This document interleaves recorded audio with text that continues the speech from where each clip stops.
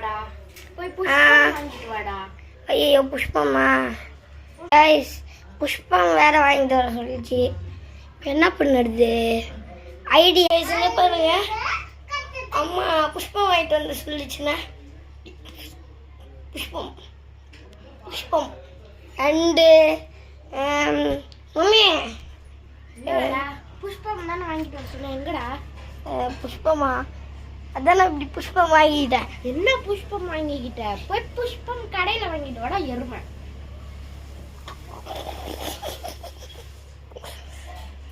இருங்க கைஸ், கடையில் வாங்கி உங்களோட இதை புஷ்பம் புஷ்பம் புஷ்பம் வாங்கியாச்சு. புஷ்பமே வாங்க போகலாம். புஷ்பம் புஷ்பம்னு வாங்கி போயிடுச்சு.